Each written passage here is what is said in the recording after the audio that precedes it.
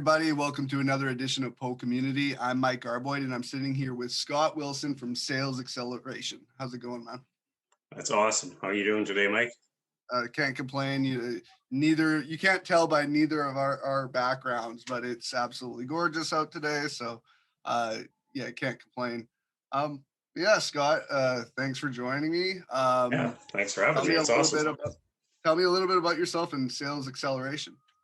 Sure. So I've basically been in sales my whole life. So I came out of corporate Canada kind of early 2020. I had a over 30-year career in sales in the food industry mainly, and ran everything from local teams to national accounts. Ran real successful teams, and it was a ton of fun through corporate Canada, and got to travel lots and see lots of people. So that's all the fun part of everything I did, and through all that, I built a lot of leaders through that time, and have seen a lot of people flourish through that. So that's what always got my joy and excited, was building people and seeing people grow. And it was a ton of fun, and I've worked with some phenomenal people and through my career, and can't say enough about who I worked for, what I did, and who I worked with. So, and then after 30 years, it was time for a change, and so I took a little time off, and so had our little COVID break too. And then I decided on my next venture. I said, you know what, I really enjoyed. I could have gone back into corporate Canada, but at the same time, I said, you know what, I'm ready for a change. I still got lots of years, lots of juice left in my system. So at the end of it, I just said, well, you know what, I really enjoyed working with small and medium-sized businesses, which we did in the career I was in too. So I said, and then I said, I could really look after, go back to building teams and building people and companies. So it literally, within thinking about that, and a week later, I found Sales Xceleration. They were looking for somebody in the Vancouver area. I'm actually the first one in Western Canada, although there is over 180 Sales Xceleration advisors through North America, and they're continuing to grow all the time. So yeah, it's and then Sales Xceleration, all the advisors that they have were all 20, 25-year plus in sales, in VP roles, and leading national sales teams. So we've kind of lived and breathed it. So and even though we help other teams and help other businesses grow, geography doesn't mean anything. So while I work with Sales Xceleration, it's just my business platform and my toolbox. So, and yeah, that's in a nutshell, kind of quickly about how I got into Sales Xceleration. And yeah, I'd be happy to go more deeper into with you as well.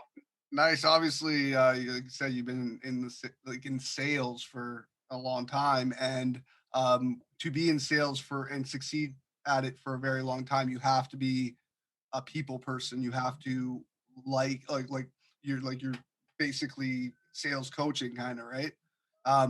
Doing that for people that are going to succeed in sales, they have to kind of grow into what you've become now too, is a coach, because it takes a special kind of person to really succeed and be a good salesperson. Anybody can sell, but to succeed at it over a long period of time and actually build trust, when you know how salespeople sometimes can get a bad rep, right? Just like not caring about the people, but caring about the sale.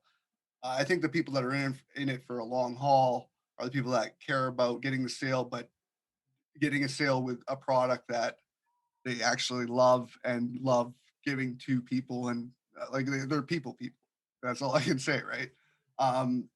So like, tell me like how you got into sales. Like, how did you get into just like sales? Were you like in your younger days trying it out?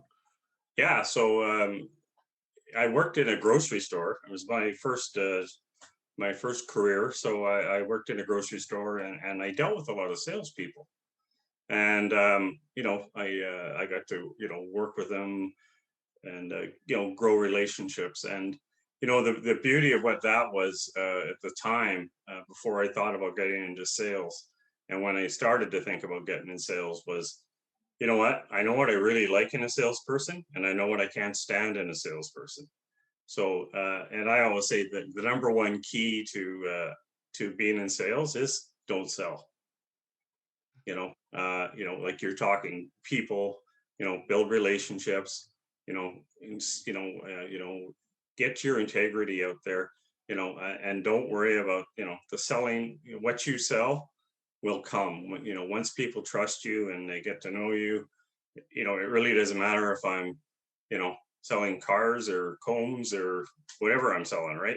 Because the point is, I'm not selling. I've built a relationship. I've built up the trust.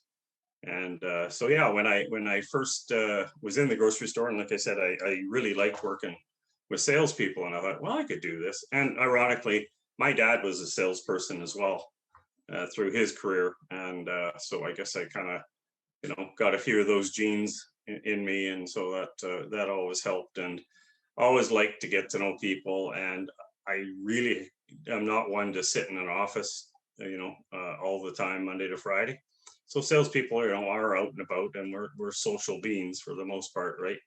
And so yeah, so when I had an opportunity to get into sales, I jumped at it and never looked back, and it just sort of seemed to be a natural fit right away, and got to do it and grow, and then I started leading teams and whatnot. But it really comes down to people, right? It's there's a couple things. So you end up being you should almost be a psychology major, because really your first thing you're doing is reading people, Yeah. and understanding, what find to be in their space, and understand how, where people are coming from.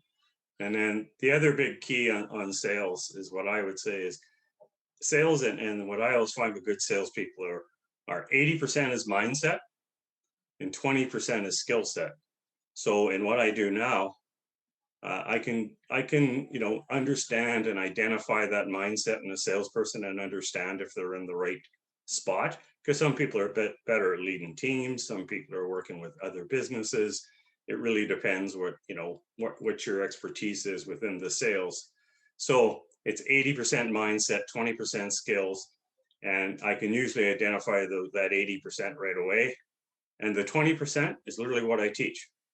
Yeah. And it and the 80% is sometimes it might only be at 70, but I can we can kind of nurture that and bring it up to 80. But and I said the 20% is skill set, and really honing your skill. But at the same time, once you build your name, and you build the trust factor, it really doesn't matter what you're selling. um, the old funny, the old adage of, where people used to say, sell me this pen. And and that's one of the kind of sales 101. And of course, people who don't understand sales will try to start selling you the pen, when in fact you don't even know if that person needs a pen. So you Yeah. have to learn, your audience and get to know the person.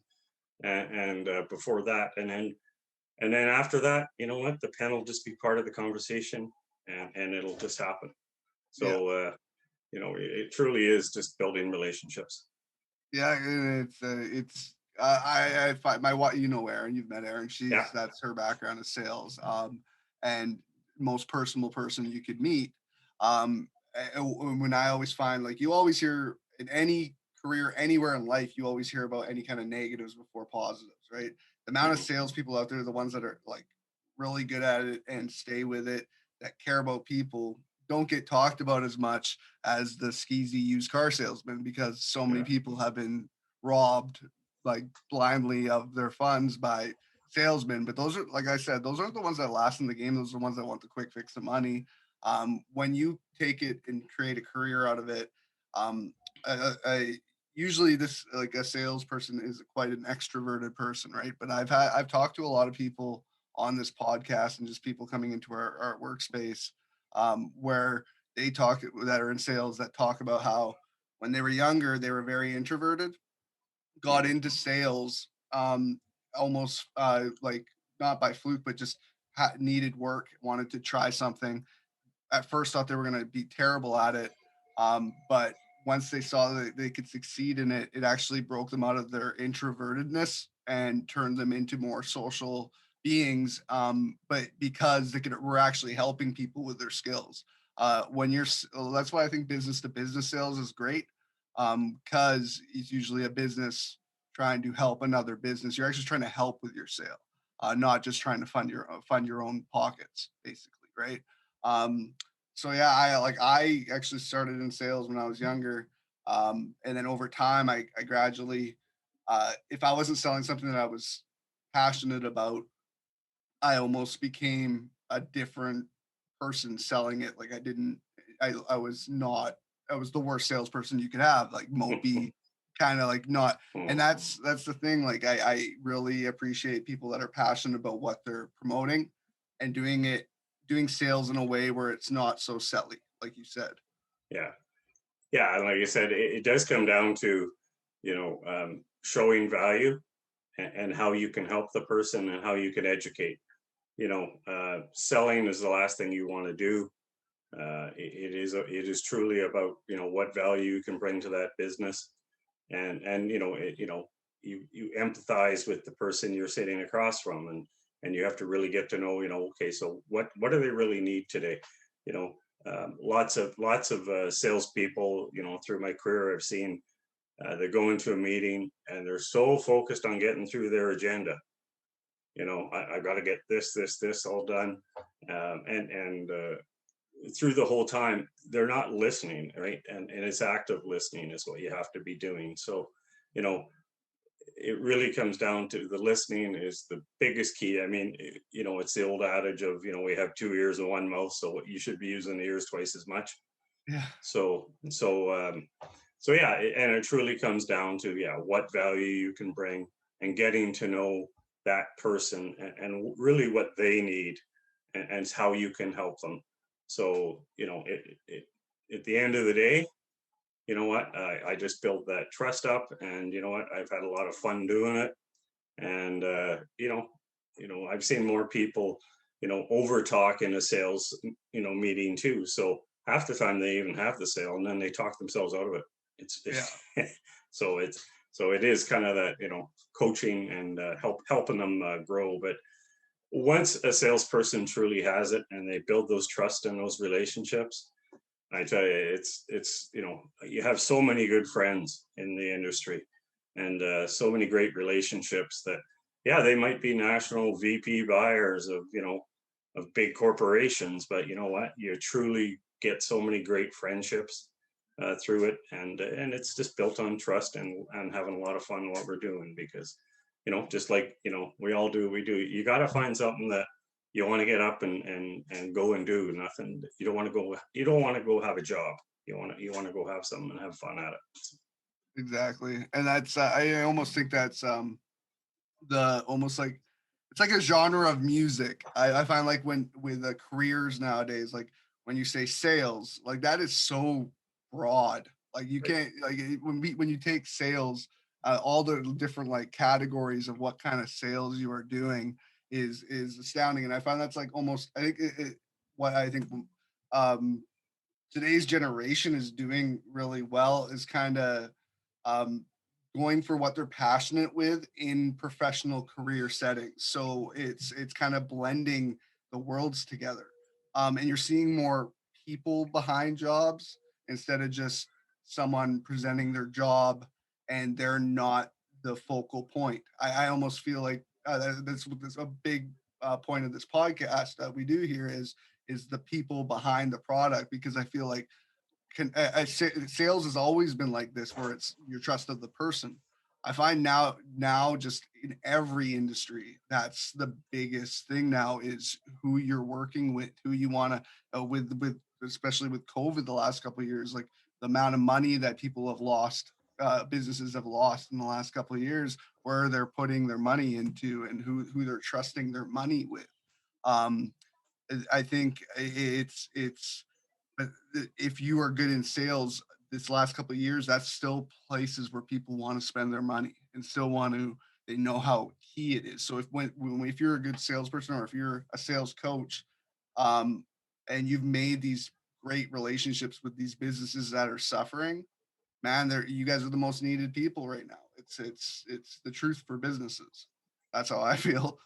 Yeah. Well, actually, coming through COVID and coming out of COVID, all businesses, and it's one thing that I go in and I help businesses with is, always have that crisis plan ready to go. Like nobody could have seen COVID coming. you know um it's no different than I tell said to my kids who are grown. I go, well, when COVID come, I go, first for me, I've never lived through this before. So I Yeah, feel a full-on pandemic, let's shut down everything, and that's like, ooh, never seen this before. So in saying that, you should always have that crisis plan ready to go. And the businesses that have always have done that and had that go, you have to pivot, you have to adjust through COVID.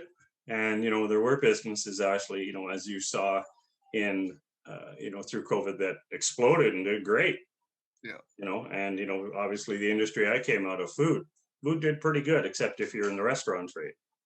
yeah, So I mean, the grocery stores and everything else, they were blowing up. And of course, at the start of COVID, a lot of empty shelves, right? Because yeah, they had to pivot and adapt and get supply chain, because all that food that was being consumed in a restaurant trade was now coming out of grocery stores because people didn't have any choice. So all that, people weren't eating any more food. It's just where they were sourcing it and getting it from. you yeah, know and you know and there was also some businesses that I've been talking and working with, to the point of COVID actually exposed a lot of gaps in their business, because while they were still blowing out the doors and they had record sales, they found that because they didn't have a lot of plan and process, and what they were, at the end of the day, they were looking at their P&L and going, I'm not making any money, yet I've got record sales. So, what's broken, what's not working. So that's kind of where, I can come in and help that business and whatnot. So yeah, it's, and, another cool thing I do in my, in my career now is I get to work with so many great people, not just salespeople. So when I go into a business now, I'll see other gaps because I've worked at a VP level. I understand. I've worked with CFOs. I've worked with, HR directors and marketing people, and so, operations people. I've worked with them all, and I understand what they do. However, I'm not an expert at that. My expertise is selling. So when I go into a business, I may see other gaps, and I have my ecosystem, a lot of trusted partners, and and I'll say, like, you know what, you should be talking to Michelle from this company. She could really help you with some email marketing campaigns and whatnot. Or I can see, I see you got an issue in supply chain. Let me introduce you to this person. And it's not a point of um, selling this company more. It's actually finding the solutions to make them a very healthy company. And because lots of times they'll identify sales and revenue is the easiest thing to identify and pick on, because if they're not selling anything, they got issues. So that's where we can come in, or I come in and help those companies. But at the same time, um, it truly is, I'll see those other gaps. And so when I refer one of my uh, referral partners from an ecosystem into a business, I don't ask for referral fees. I don't, some people will ask for that. I don't, simply because I'm bringing the best value forward for my client. And we take a holistic approach to helping that business. While I focus on sales, there's a lot of other people that are really good experts in other areas on helping business, and it might be coaching, it could be anything. So yeah, in a nutshell, it's about educating, bringing value, and helping people. doing that. Yeah. And did you notice that like since COVID, has there been a lot of new customers, or is it a lot of helping, like more helping past clients or customers? You know what? It's a bit of both. There's, for instance, I know somebody who's in office furniture. Well, guess what? Office furniture's probably had a pretty rough year, as you could probably figure out, because how many people have been in offices.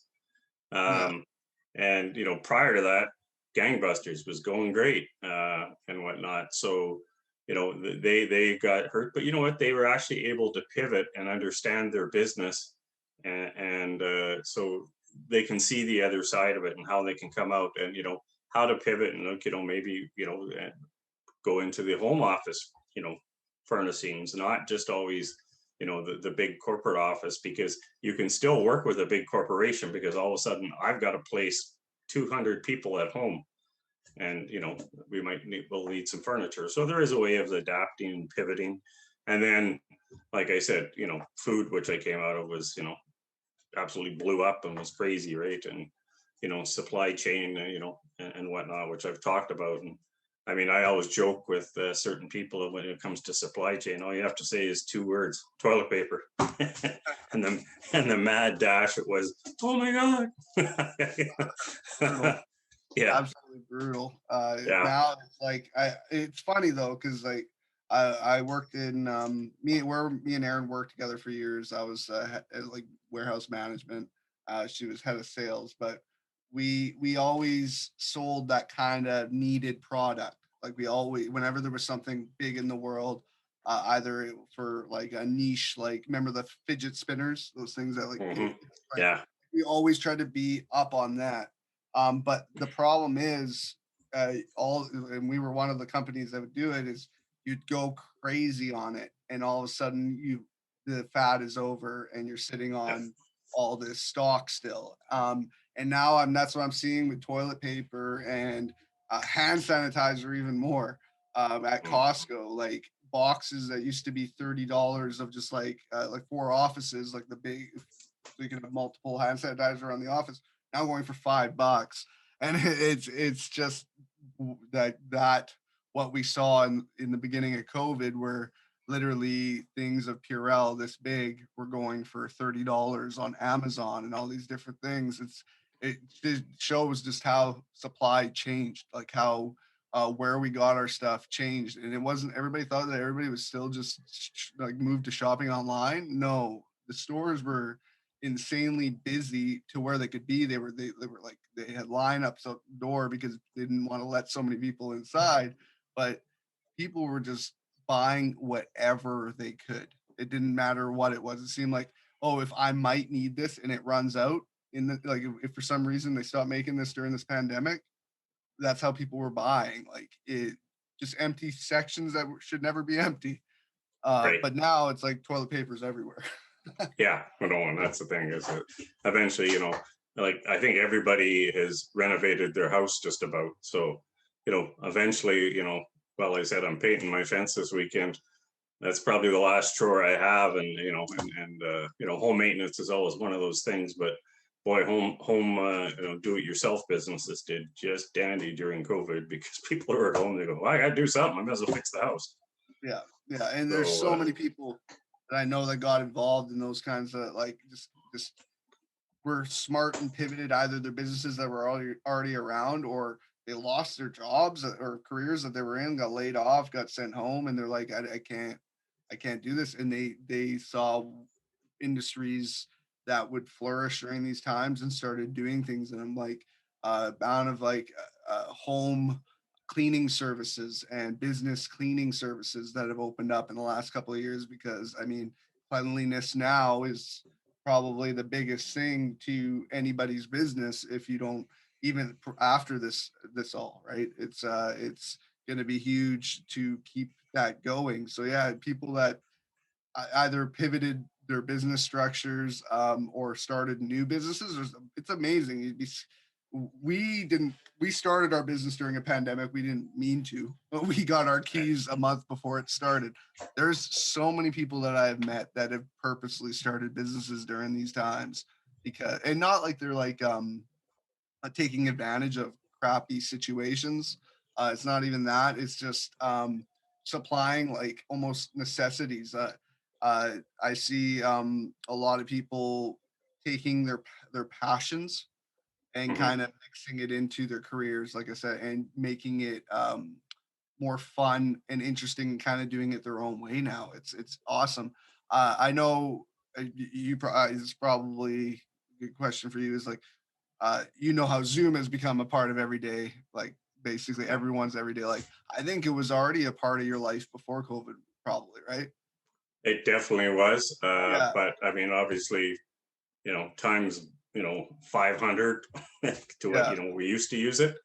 But now, Zoom will be a integral everyday tool now. It won't just be that one off once in a while we'll do this. yeah, It's in if you just think about where in the companies that had all these salespeople. Well, the salespeople, most of them are all still working. I'll work through it.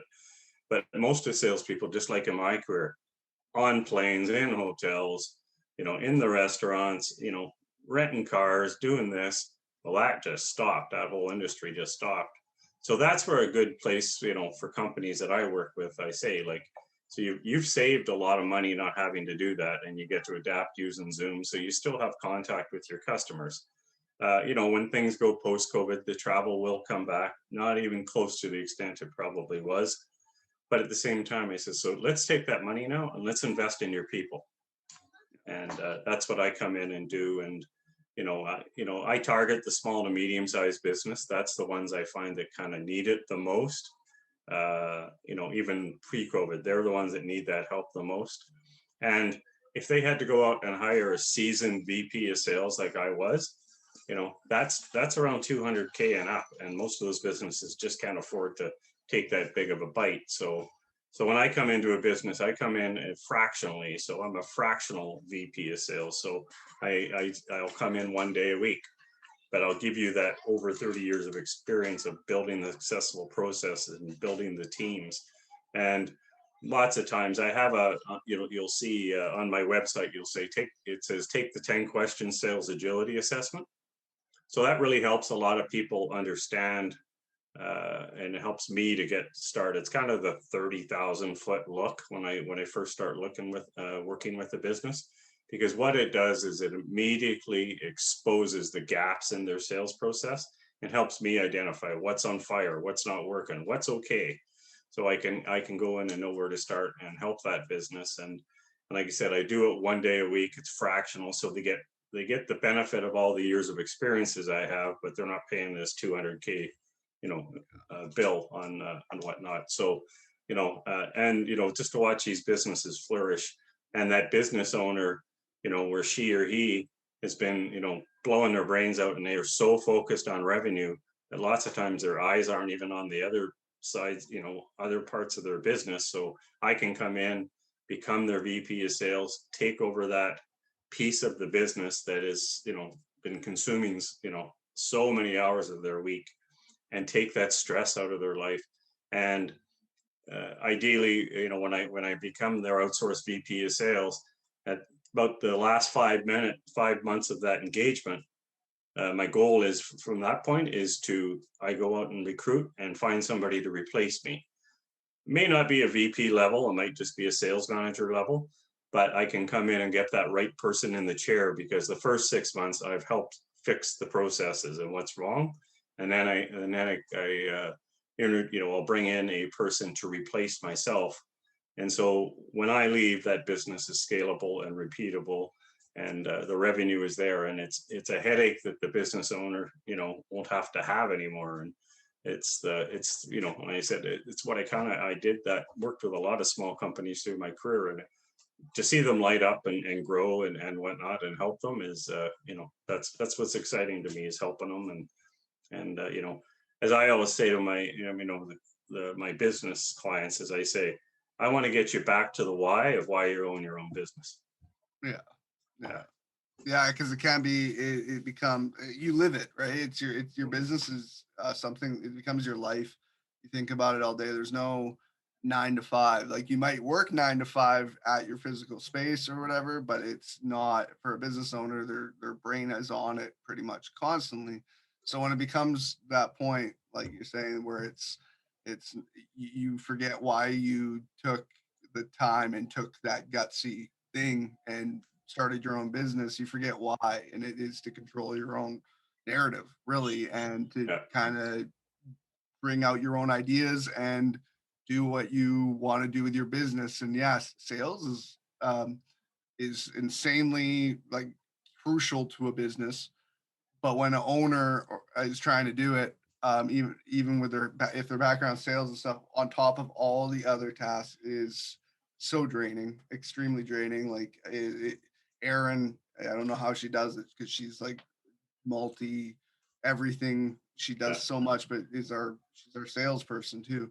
And it's I know like definitely if we didn't start a business during COVID, we would be looking into some help. But definitely have been looking this up. Obviously, there's marketing. We Mhm. everybody does their marketing, their digital marketing, whatever they need to do. But uh, yeah, it's I just I can't say enough about what how crucial your services sound to me for businesses. It's uh yeah, it's one of probably definitely one of the top priorities to any business is selling what you do. Yeah, and showing the value of to to your clients, right? Yeah. And and it's a group effort. If you take marketing, like a lot of people put sales and marketing, and they'll say, "I'm going to hire a sales and marketing person." Well, those are two different positions. They have to be aligned. They have to work together. And marketing now is so niche. Like I Yeah. said, in my trusted ecosystem of referral partners, I have 2 to 4 in all these kind of different areas, but marketing I'll have 8 to 10 simply because marketing has got so vast and so niche in so many areas. Email campaigns, websites, social media, Yeah. digital marketing. It goes on and on and on, and everybody is really good at what they're good at, and lead generation's in there now too. So you know when I started in sales, lead generation was yellow pages. Yeah. So Started I'm pick a dating letter. myself a little there, but yeah, Yeah, that's I'm that. there too, man. It's I remember it's like pick a letter that day. I just and go through all the different businesses in there, and yeah, I think my like I'm 33, but I what I love about where I grew how I grew up is there still was a time before internet and stuff. There was a good solid 10 years of my life. At least I think I didn't have really good internet in my house even for another like 12, 13 years, something like that. I know that's not a long time, but I do remember just a pre-tech crazy world. Like I could imagine just what sales was like in the 90s, a career in Mhm. sales, like you were saying, the traveling, all this stuff. Yeah, Now with what we have here, like it was Zoom and almost with COVID being forced to this being the biggest basically tool for so many industries, especially sales. It's just crazy to see how stuff has kind of became easier in a way. I think for people, but this is what I want to get to about Zoom and sales, where I could see it being difficult, is that trust personable issue. That I could see if you're trying to build new clients or like find new customers, is face to face is always going to be the number one trust factor between two people. If you actually meet in person, it's always just more you get anybody can put on a persona on right. online and sell you something, but there's certain human attributes that once you meet in person you get more of a real vibe. So that's like a question I have for you is like, have you had to change? You're not a selly seller, you are a person who cares about people, but have you seen it be more difficult to kind of not be what's the word for it just has it been more difficult to build up a new client base just because of almost this Zoom? Well, like everybody else, had to pivot, had to Yeah. learn, and you know what? I one thing I have got better, and it's the same thing. I'm always educating myself too. Um, it's a point of, I can read body language on Zoom, not to the extent I can in person, but I have learned how to adapt and to read body language and whatnot. And just like webinars, right? I used to do workshops. Now I do webinars. But truly, that's one area I'd rather go back to the workshop. I'd rather go back in person. Webinars will still have a place and they'll still be very good. I'm doing one with Aaron here next month, and and really looking forward to that. But that in person, you get the feel, the mood, the energy of the room, and but you have, you've probably been on a ton of networking calls now too. And I would say probably the first 6 months into COVID, they were like they sucked the life out of you because it's like, Yeah. where's the energy, right? Now you've kind of, it is got a lot more engaging. People have learned how to adapt and bring that energy in. But yeah, it's definitely been, adapting. And you know what? Through my whole career, that's the thing is I've seen how to adapt. Like, I joked about yellow pages. I was, I was the original, the brick cell phone. I had one of those stupid things. But hey, at the time, and of course, started with pagers and all that Yeah. nonsense. And you know, um, you know, and through my career, like I said, you're 33. I'm a tad north of that, but anyways, I one of the biggest things I learned in the last 10 years in corporate career was, so now a lot of the millennial people were getting into positions of authority, so positions that you had to deal with.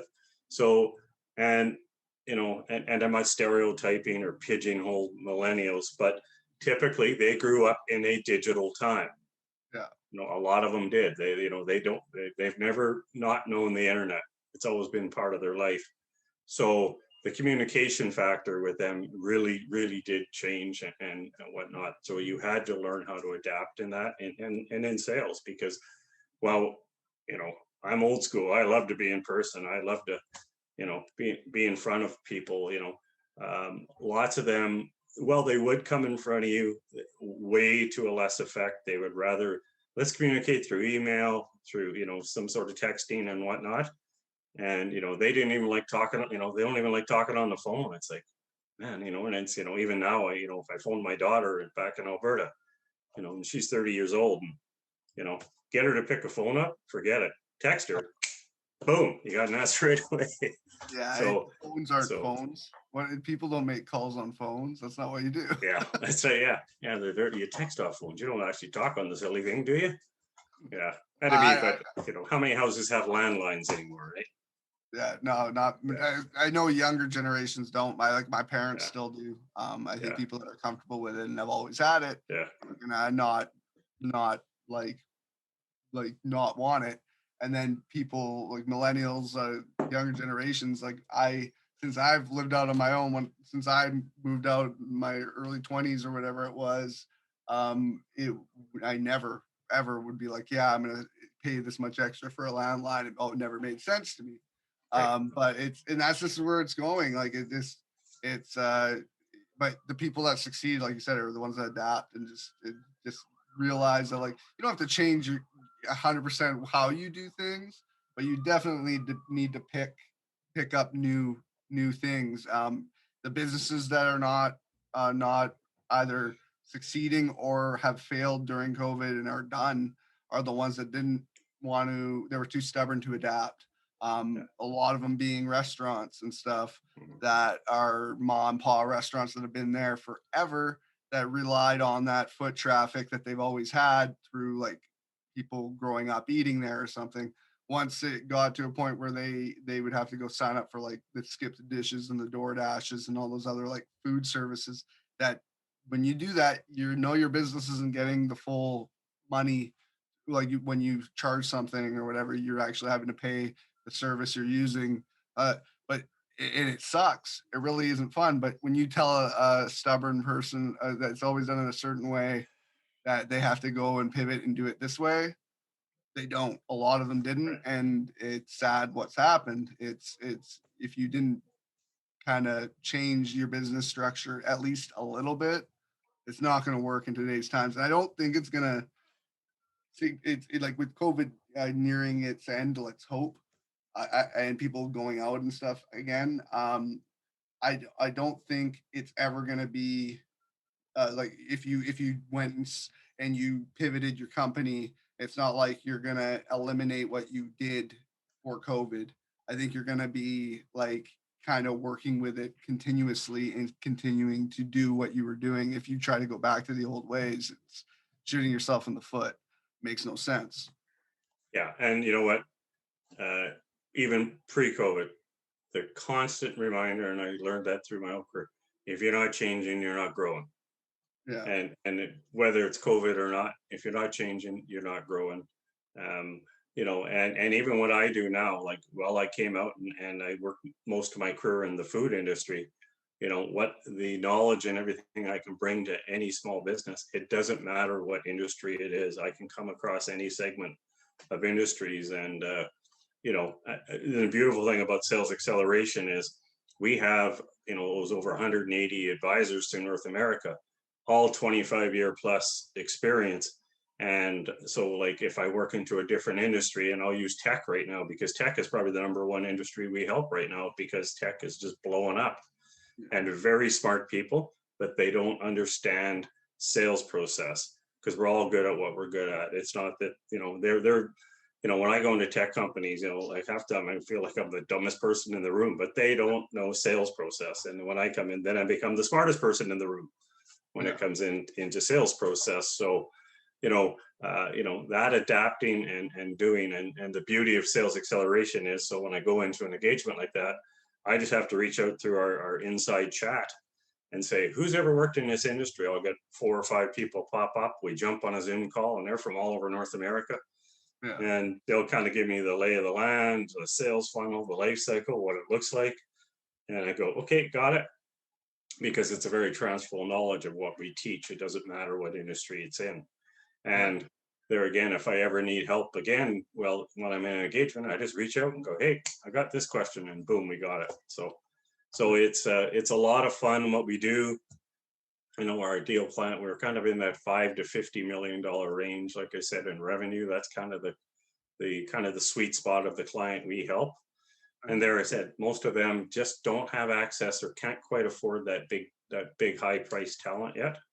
So we help them and get them there. So, and because lots of times, lots of those businesses, they've scaled themselves to $6-7 million through a lot of hard work, good vision, owner who's working his or her butt completely off, and but doesn't understand how to scale past that. And they're kind of wondering, why are we stuck? Why are my people, salespeople, not engaged?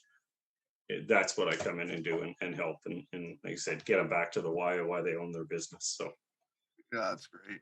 Do and you it's usually change, right? Yeah, yeah, 100%. Do you usually work like when it is face to face?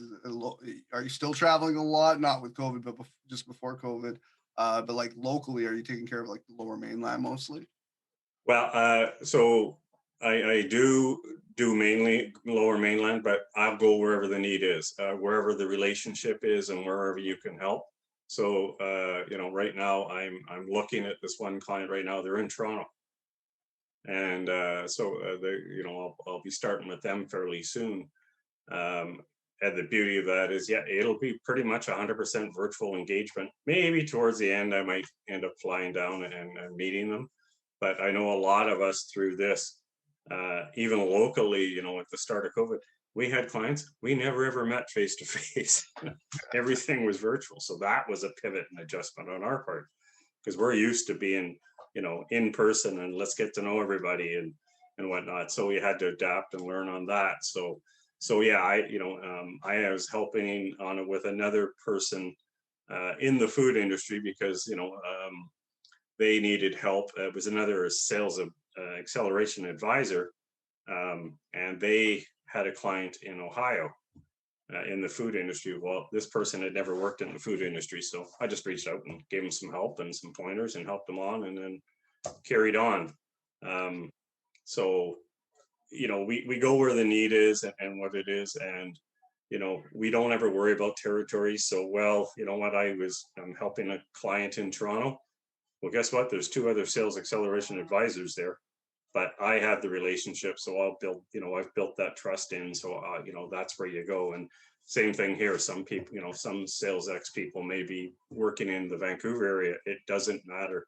There's 28,000 businesses that meet our target in the GVA. I'm pretty good, but I can't get to 28,000.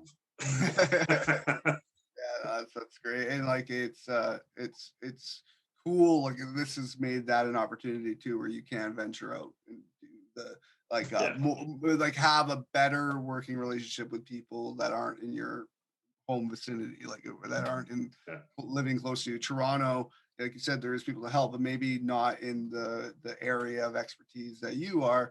This has made it a lot better and a lot easier for people to basically get their points across from all around the world, right? yeah. Um, how can we find out more about yourself and Sales Acceleration online and social media accounts, website? Yeah, I have my websites. Yeah, I imagine you'll be posting this after. yeah, So I have my websites, I have my email, the Sales Acceleration websites there, yeah. and LinkedIn. I've got a great source on LinkedIn on bio on myself, and my phone number. Reach out anytime. Just questions. I'm happy to help any business and help them in the process. And also that you'll also see on that posting that 10 question sales agility assessment. I'll even have my referral partners take it, because lots of times, maybe I'll work with a CFO or and other people, and they say, well, let me understand your process. So I actually have them take this 10 question sales assessment, and as soon as they do it, they go, okay, I totally get what you do now. Let's go. Let's go to work. Nice. So Well, yeah, that's awesome. Definitely, if anybody watching this interested, go do the 10 questions thing. That's yeah. definitely. I can tell you know what you're talking about, Scott, and I definitely appreciate what you do. Um, I thank you for joining me today. I think we should. I think we're getting close to almost. I think almost an hour. But Yeah. Damn yeah, salespeople won't shut up, right? I don't shut up. Yeah. I was in sales back in the day. Mm, I honestly, it's weird. I was more extroverted in my younger days, and I could talk to people easier. And I almost think how technology has come has kind of closeted me a little bit, where it's harder for me to reach out through phone, like you said. Like it's right. people aren't picking up the phone anymore. It's that Mm, whole that joke of just like how hard it is to like people that are introverted to pick up a phone or like call mhm, somebody. It's like you right. have to prepare and like think about it forever. And I totally have fallen into that category, and I feel more Mhm. comfortable weirdly with like video chats and stuff. Yeah, no, I get it. And we had, my generation, we had to adapt the video, and I was like, okay, that was a pivot, that was an adjustment, but it's wonderful now, and have a lot of fun at it. And thanks, Mike, for your time. This has been awesome. I Thank really you. enjoyed our talk, and what you and Aaron are doing at Fountainhead is amazing. And I wish you all the best and whatnot. And I recommend, anybody looking for, kind of any kind of video or podcasting or webinars, and it's a great facility you guys have got there. Thank you. I appreciate it, Scott. Um, thank you everybody for watching today. And thank you Yes. again, Scott. This has been another edition of PoCommunity. I'm Mike Garboy. He is Scott Wilson from Sales Acceleration. Have a good one. Take care. Thank you. Bye bye.